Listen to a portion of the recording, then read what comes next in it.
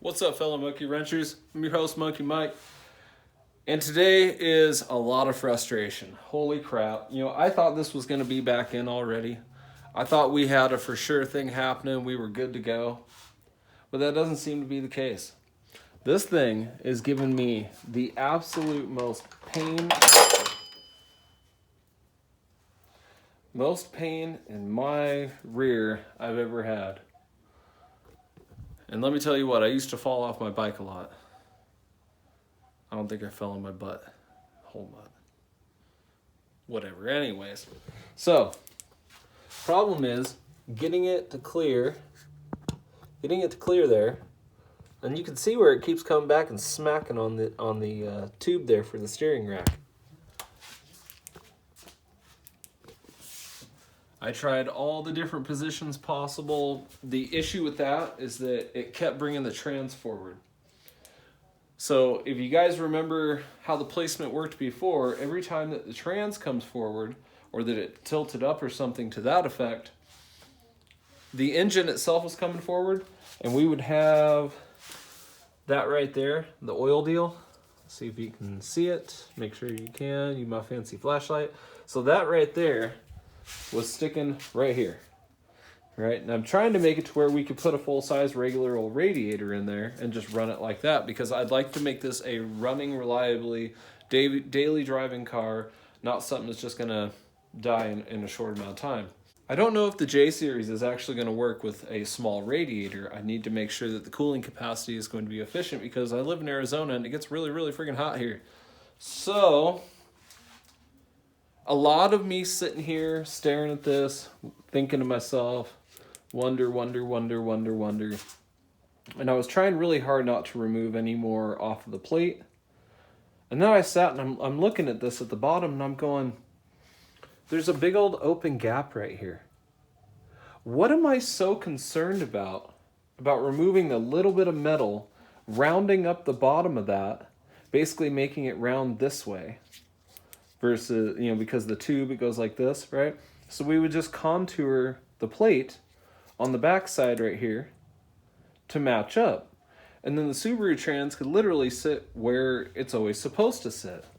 I did manage to get this clearanced, so we have no more issues there, and you can see I notched the plate. And again, it's because I don't want the motor to be completely solid mounted. I wanted it to have a little bit of play, so that when it does torque or something like that, it's not this vibrating massage that's in the chassis.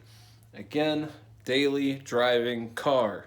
I want to be able to take my kids all over the place, take my family all over the place. I think it'd be really neat if this was our legit family rig. And it'd be a really fun one too. So, much against what I want to do, I'm going to take that stupid adapter plate off, and I'm going to remove some of the metal down there on the bottom, because it's just going straight down, and we're just going to round it up. Screw it. I'm over it. There's nothing crazy that's structurally integral to these bottom two mounts, to the two bottom mounting holes. Those are for the oil pan. The oil pan does not support the engine. I mean, it does support some of the engine, it adds some of the support to it.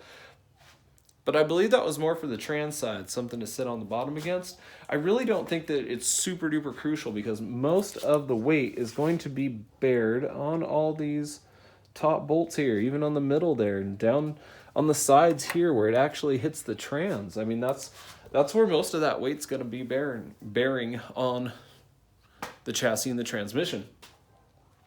So I'm going to go ahead and pull that thing apart, which is 3 bolts. I just have 3 bolts holding it in.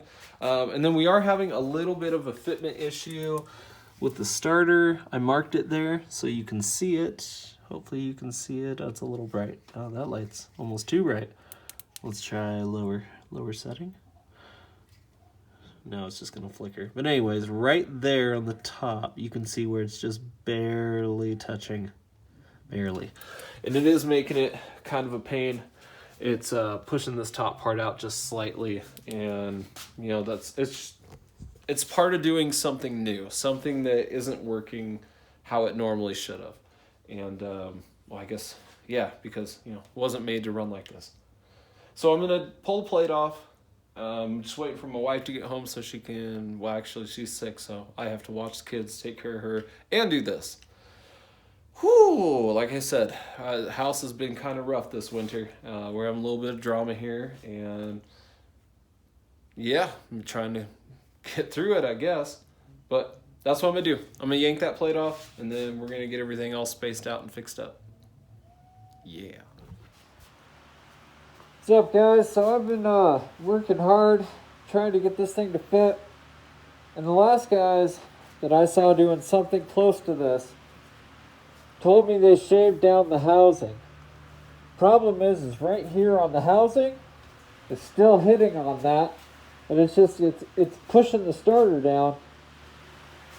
And I was trying to remedy it, and the only way that I've been able to was I had to polish the holy hell out of this thing to see that it was hitting right there. So, I'm going to finish grinding it down. It's getting real late. See what time it is. Yeah. So, we'll do my best to get this knocked out, because I'm trying to get this thing in today. I just don't feel like it's going to happen. I feel like tomorrow's the day. But I'm going to keep trying, guys. Whew. Tired. Yes. Woohoo!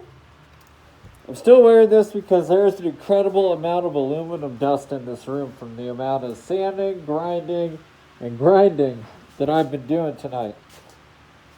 So, that seems to be good. We seem to have made plenty of clearance down here. I'll probably take a little bit more off on this side. This seems to be the problem side. Mainly because of these little notches right here. So, I want to make it to where it universally fits any Subaru rack I'm going to put in there. Because this one might be trash. It was leaking and kind of beat up. It worked just fine, but who knows, I might end up getting a new rack. So, with that in mind, I wanted to be able to use the stock starter. So anytime I need a starter, I just go get a Subaru starter. No fancy machining in the parking lot. Something goes wrong, I can just swap it right out.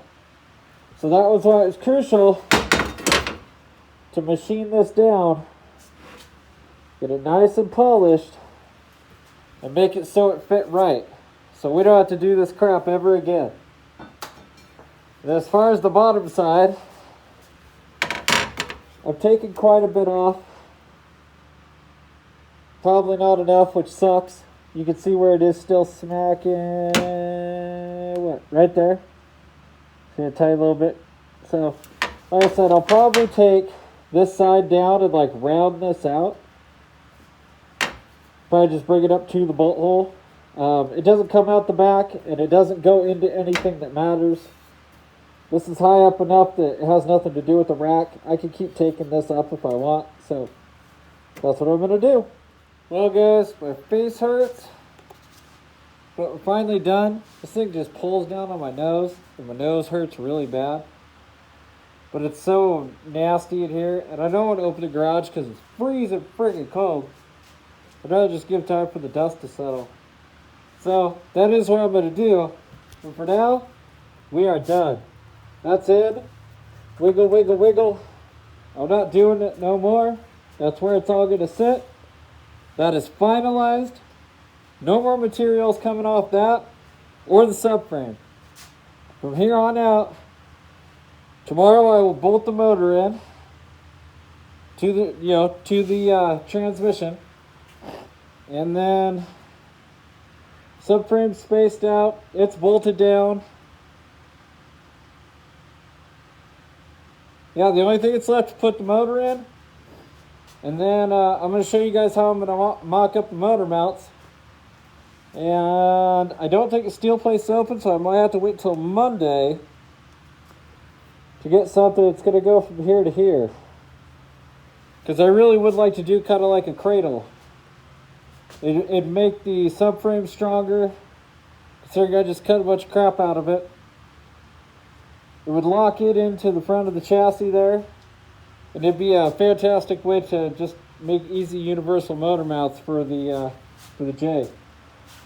And then even if we upgrade to a different, you know, the one without the bolts on the oil pan and all that junk, I don't know. We'll see from here. But I'm beat. I'm beat. This is it. Thanks, guys. Take care. Here's what I did today. Peace. So freaking dusty. I had to actually take my clothes out, yeah. So I was smart about it. I had to take those off before I went in the house. Rough.